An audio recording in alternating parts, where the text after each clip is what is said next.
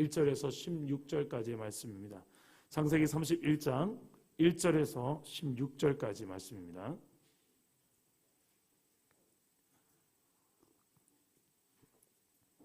창세기 31장 1절에서 16절까지의 말씀을 저와 여러분 한 절씩 교독하겠습니다. 제가 먼저 1절 읽겠습니다.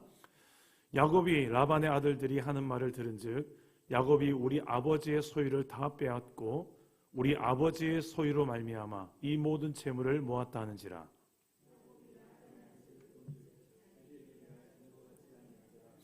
여호와께서 야곱에게 이르시되 네 조상의 땅 네 족속에게로 돌아가라. 내가 너와 함께 있으리라 하신지라.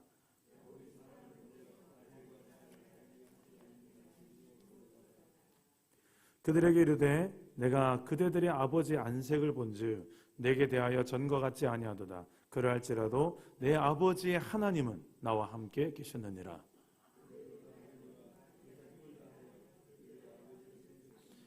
그대들의 아버지가 나를 속여 품삯을 10번이나 변경하였느니라. 그러나 하나님이 그를 막으사 나를 해치지 못하게 하셨으며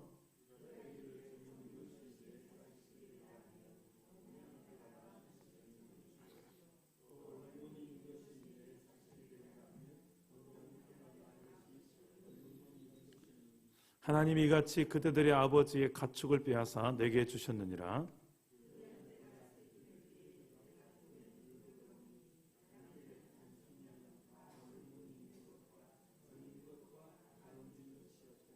꿈에 하나님의 사자가 내게 말씀하시기를 야곱아 하기로 내가 대답하기를 여기 있나이다 하매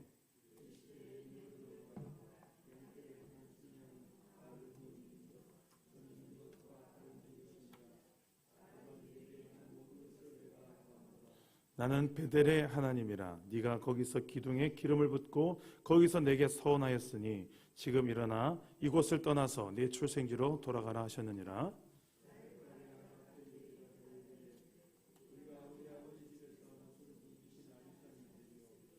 아버지가 우리를 팔고 우리의 돈을 다 먹어버렸으니 아버지가 우리를 외국인처럼 여기는 것이 아닌가.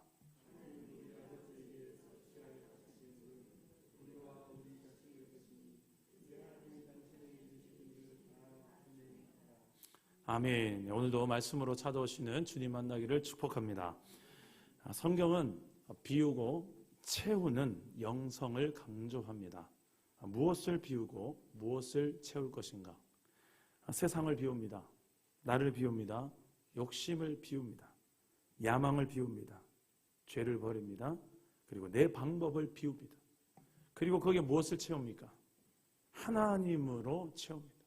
예수님으로, 성령님으로 채웁니다. 말씀으로 채우고 사랑으로 채우고 기도로 채웁니다. 소망과 비전으로 채우게 됩니다. 비움과 채움이 일어나는 것이 바로 우리의 신앙에 형성하는 과정입니다. 성장한 과정입니다. 그렇게 비우고 채우는 과정이 우리가 걸어가야 할, 배워가야 할 믿음의 길인데 성경의 여러 인물들이 이 성경 속에서 비우고 채우는 과정의 연속을 보여주고 있습니다. 아브라함도 그랬고 이삭도 그랬고 야곱도 그랬고 요셉도 그러하며 또 룻기에 나오는 나오미도 그러했습니다. 오늘 말씀에서 야곱의 형 에서를 피해서 떠나 이제 신복감을 찾는다는 명분하에 사실상 맨몸으로 이 땅에 온 한 인물, 바로 야곱. 20년이 지났습니다. 그의 원하는 아내감을 얻었지만, 그리고 많은 재산도 얻었지만 수많은 세월이 흘렀습니다. 20년이라는 세월이 흘렀습니다. 그 텅 빈 손으로 출발했던 야곱의 손에 하나님께서는 많은 것들을 채우셨어요. 이 많은 재산으로 채움받은 야곱은 어떻게 이렇게 거부가 될 수 있었을까? 단지 물질의 많음만을 지금 말해주고자 하는 것이 본문의 초점이 아닙니다. 그는 20년 동안 라반에게 10번이 넘게 품삯을 속임당했다. 이건 그냥 숫자적으로 10번을 센다 개념보다는 그만큼 많은을 의미하고 있습니다. 그만큼 속임을 당하였고 지금 가지게 된 가축들을 이 라반과의 이 합법적 계약을 통해서 얻게 된 가축인데요. 야곱은 이 상황을 어떻게 설명합니까? 이 20년의 세월들, 많이 속았고 많이 힘들었던 세월들에 대해서 그 결론으로 하나님께서 주셨노라고도 이야기합니다. 하나님께서 이 내 품삯을 챙겨주셨다, 가져다 주셨다, 빼앗아 주셨다. 우리 9절 말씀 우리 다 같이 한번 읽어보겠습니다. 9절입니다. 시작. 하나님이 이같이 그대들의 아버지의 가축을 빼앗아 내게 주셨느니라. 아멘. 여기서 빼앗다라는 단어의 원어를 보니까 락타라는 단어를 썼는데, 이건 단순히 그냥 찬탈할 때, 빼앗을 때 쓰는 단어가 아니라 취하다, 가져가다 라는 뜻으로 사용되는 용어였습니다. 다시 보게 되면 하나님이 같이 그대들의 아버지의 가축을 가져다가 내게 주셨느니라 고 볼 수 있습니다. 야곱이 모든 과정 속에 일하시는 하나님을 보았던 것입니다. 그러나 하나님의 일하심을 보지 못했던 라반의 아들들이 있었습니다. 야곱이 못마땅할 수밖에 없죠. 갑자기 자기 집에 왔던 이 조카가 엄청난 거부가 되어가는 이 과정, 그것도 그 씨앗이 자기 집의 재산으로 말미암아 이렇게 재산이 부품해졌으니까 얼마나 마음이 불편했겠습니까? 그래서 이상한 소문을 퍼뜨리고 다녔습니다. 1절 말씀을 한번 볼까요? 1절 어떤 소문을 퍼뜨렸는지 다 같이 읽어보겠습니다. 시작. 야곱이 라반의 아들들이 하는 말을 들은즉 야곱이 우리 아버지의 소유를 다 빼앗고 우리 아버지의 소유로 말미암아 이 모든 재물을 모았다 하는지라. 자, 야곱이 성공했던 이유, 거부가 됐던 이유를 라반의 실패로 이제는 연결을 하게 될까봐 이제 어떻게 해야 됩니까? 그래서 라반의 아들들은 소문을 내기를 이렇게 냅니다. 아버지의 소유들을 빼앗아서 지금의 이 재물들을 모았다라고 거짓 소문을 내게 됩니다. 이 소문을 들은 라반의 심정은 어떨까요? 많이 불편했겠죠. 일그러지는 그 라반의 얼굴을 생각해 보십시오. 그 일그러지는 라반의 얼굴을 누가 봤느냐? 지금 야곱이 보고 있는 거예요. 오만 생각이 들었을 거예요. 이런 상황에 난 이제 어떻게 할까? 이런 생각, 고민을 안 했겠습니까, 야곱이? 그런 야곱의 상황을 향해 하나님은 또 한 번 개입하시는데요. 우리 3절 말씀 우리 다 같이 한번 읽어보겠습니다. 우리 3절입니다. 시작. 여호와께서 야곱에게 이르시되 네 조상의 땅, 네 족속에게로 돌아가라. 내가 너와 함께 있으리라 하신지라. 자, 이제 하나님은 야곱에게 이 타이밍에 때가 됐다. 때가 됐다. 이제 돌아갈 때가 되었다. 하나님이 내가 너와 함께 할 거니 돌아가라. 그 20년이라는 세월, 하나님께서 보실 때는 이제 이 광야의 시기가 야곱에게 끝난 거죠. 근데 이 말씀은 처음 하시는 말씀이 아니었습니다. 이미 야곱에게 꿈을 통해서 말씀하셨던 내용을 또 한 번 나타나서 하시는 거로 성경이 나타나요. 이 라반과의 가축 분할의 계약을 할 때 하나님께서는 그 사정의 그 관계, 그 두 사람의 그 협약 전에 하나님께서는 이미 그 가운데 관여하셨던 것을 오늘 말씀에서 드러나는데요. 우리 11절, 13절까지 우리 한번 읽어보겠습니다. 11절, 13절 말씀 읽어보겠습니다. 시작. 꿈에 하나님의 사자가 내게 말씀하시기를 야곱아 하기로 내가 대답하기를 여기 있나이다 하매 이르시되 네 눈을 들어 보라. 양떼를 탄 수장은 다 얼룩무늬 있는 것, 점 있는 것과 아롱진 것이니라. 라반이 내게 행한 모든 것을 내가 보았노라. 나는 베델의 하나님이라. 네가 거기서 기둥에 기름을 붓고 거기서 내게 서원하였으니 지금 일어나 이곳을 떠나서 내 출생지로 돌아가라 하셨느니라. 지금 오늘 이 말씀은 두 번째 하나님께서 나타나셔서 하신 말씀으로 보시는 게 맞습니다. 왜 이렇게 두 번이나 나타나서 이 고향 땅으로 돌아가라고 하셨을까? 확신이죠. 확실하게 너 떠나야 된다라고 얘기하는 거예요. 강조하고 있는 것입니다. 그것도 베델을 기억하면서 베델의 하나님으로서 야곱에게 지금 말씀하고 있어요. 네가 거기서 나와 약속하지 않았느냐? 나는 너에게 약속을 줬고 너는 내게 서원을 하지 않았느냐? 거기로 내가 거기를 기억하고 있다. 너의 고향 땅으로 돌아가자라고 하고 계신 거예요. 이제 하나님께서는 약속하신 모든 것을 이미 이루셨고 그리고 또 이루어 가실 것이고 이제 누구의 차례입니까? 서원했던 야곱이 서원을 갚을 차례입니다. 내가 이 땅으로 돌아오게 하시면 10분의 1을 반드시 하나님께 드리겠나이다. 지금까지 많은 것들을 얻게 하신 그 하나님 앞에 이제 하나님께 드려야 될 차례인 거죠. 야곱은 그 땅을 떠나라는 하나님의 명령을 이렇게 두 번씩이나 듣고 그리고 하나님이 함께 하시는 붙들고서 떠날 것을 결단합니다. 저도 우리 사랑담은 교회의 분립개척을 결정할 때 분립개척 대상자 목회자로 결정되기 전에 저는 참 많은 고민을 했어요. 이제 부목회 생활을 끝내야 되고 이제 담임 목회를 시작해야 되는 타이밍. 제가 결정하기 전에 하나님 먼저 결정해 주셨습니다.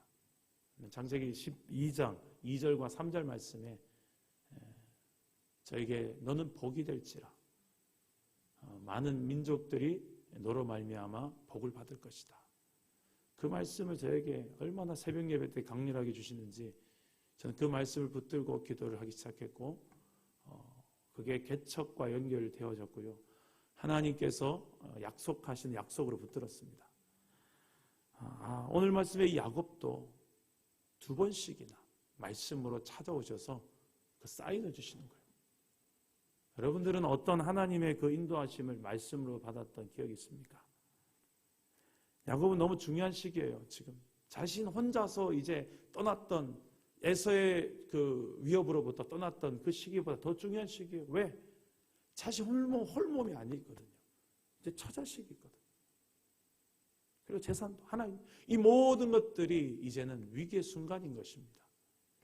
그 순간에 정말 일생의 중요한 결단을 해야 되는 순간에 하나님은 한 분 아니라 2번이나 나타나셔서 떠나라. 베델을 다시 한번 거론하시면서 약속하지 않아요. 야곱도 이제 결정을 내려야 되는데 근데 야곱이 참 많이 이제 성숙한 것 같아요. 혼자서 결정 내리지 않고 가족회의를 합니다. 아내들을 부릅니다. 그리고 그 들판에서 가정법정을 엽니다. 두 아내 레아와 라헬을 불러서 지금까지 일 자초지정 하나님께서 어떻게 여기까지 인도하셨는지를 설명합니다. 특별히 하나님의 인도하심에 초점을 두고 설명합니다. 3절에서 13절까지 긴 야곱의 설명을 자세히 보면 지금 누구와 누구가 대조를 이루면서 여기까지 왔노라고 야곱은 설명해내요. 자신의 인생을 누구와 누구를 대조하고 있습니까? 3절에서 13절까지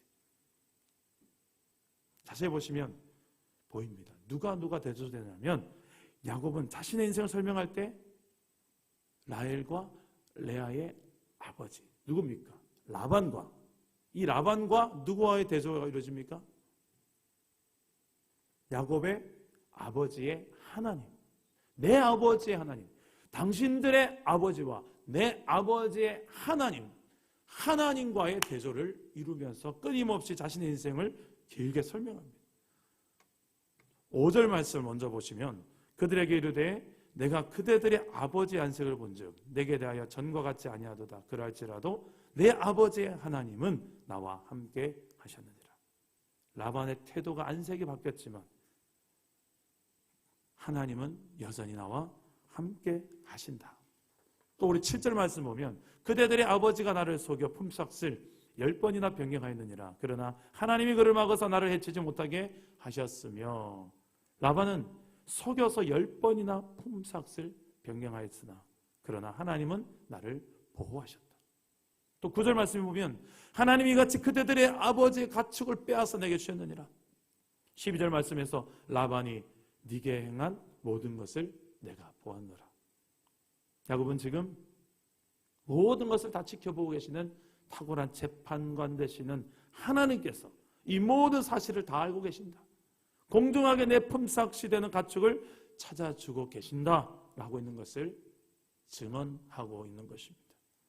당신들의 아버지 라반은 나를 속이고 죽이려고 하였으나 하나님은 이 모든 것을 보시고 나를 해치지 못하도록 막아주셨고 가축을 다시 되찾아서 내 품삯을 챙겨서 갚아주셨다. 그 증언하는 거예요. 이 이야기를 들은 두 딸 레아와 라헬의 마음은 어땠을까요? 아무리 아버지지만 화가 나지 않았겠습니까? 해도 너무하네 우리 아버지. 자신의 남편인 지금 야곱에게 행한 일뿐만 아니라 가만히 보니 지금 이렇게 시집 와서 살고 있는 딸들도 가만히 보니 피해자인 거예요. 그래서 합세합니다. 이 야곱의 뜻에 조금 더 강하게 동조하는 모습을 보입니다. 우리 14절과 16절까지 14절에서 16절까지의 말씀을 우리 다 같이 읽어보겠습니다. 시작. 라헬과 레아가 그에게 대답하여 이르되 유산이 있으리요. 아버지가 우리를 팔고 우리의 돈을 다 먹어버렸으니 아버지가 우리를 외국인처럼 여기는 것이 아닌가. 하나님이 우리 아버지에게서 취하신 우리와 우리 자식의 것이니 이제 하나님이 당신에게 이르신 일을 다 준행하라. 아멘. 자, 레아와 라헬 또한 아버지 라반에게서 유산이나 신부지참금이나 혼수품과 같은 것을 아무것도 받지 못했으므로 우리도 같은 피해자네. 이것을 고백합니다. 오히려 우리 두 딸을 팔아먹은 아버지라고 말하고 이방인과 같이 객과 같이 여긴 아버지네 라고 말하면서 하나님께서 빼앗아서 주신 아버지의 재산, 우리 가족에 주신 이 재산은 우리가 받아서 마땅하다 라고 땅땅땅 판결을 내리고 있는 거예요. 그리고 야곱에게 하나님의 지시대로 즉시 떠납시다, 도주합시다, 거기에 동조를 하고 있는 결론입니다. 라반의 아들들은 야곱을 대적했지만 라반의 딸들은 바로 같이 아버지 라반을 대적합니다. 오히려 야곱의 설명을 들은 라반의 딸들은 육신의 아버지 라반보다 베델의 하나님을 믿기로 선택하였던 것입니다. 야곱의 재물은 라반에게서 빼앗을 것이 아니라 하나님이 주신 것으로 인정하였습니다. 이 딸들에게도 분명 소문은 들어갔을 거예요. 야곱이 아버지의 재산을 빼앗아서 거부가 되었다고. 하지만 이 딸들은 그 소문만 듣고 속 떠나지 않았습니다. 당사자에게 직접 설명을 듣고 사리와 이치에 맞는 생각에 따르는 모습이죠. 오늘 우리의 삶에도 소문만 듣고 카드라 방송에 속단하고 그냥 결론을 내릴 때가 있지 않습니까? 이 두 딸처럼 실제로 당사자에게 직접 듣기 전에는 상황을 다 모르는 오해가 얼마나 많은지 모릅니다. 그리고 무엇보다도 하나님 행하시는 일을 보지 못할 수도 있기 때문입니다. 오늘 말씀 붙들고 오늘 우리 새벽에 이렇게 좀 기도해야 되지 않겠습니까? 우리를 비우게 하신 하나님, 그것만 보는 것이 아니라 비우는 하나님을 보았다면 이제 충분히 비우면 하나님이 채우실 날도 오겠죠. 지금 하나님은 내게 비우게 하신 하나님이십니까? 또 채우게 하신 하나님이십니까? 어느 과정에 있든지 실망하거나 낙담하지 마시고 가장 중요한 것은 하나님의 그 약속을 붙들고 또 하나님의 함께 하심을 붙드는 것이 아니겠습니까? 우리 인생 가운데도 야곱처럼 수없이 찾아오신 하나님이십니다. 무엇보다 말씀으로 찾아오십니다. 그 말씀의 인도함을 받고 행할 수 있게 해달라고 기도합시다. 그리고 영혼의 아버지 하나님께서 다 보고 계시기 때문에 또한 다 갚아주시고 찾아주시는 하나님이심을 믿고 아무리 억울하고 아무리 비통한 상황이 내게 있다 할지라도 그 어느 누구도 내 상황과 내 마음을 몰라주는 상황이 있다 할지라도 이 모든 것을 다 저 위에서 보고 계시는 그 하나님 앞에 그분을 인정하며 그럴 때 하나님의 놀라운 그 위로로 인내하면서 끝까지 승리하는 저와 여러분 되시기를 주 예수의 이름으로 축복합니다.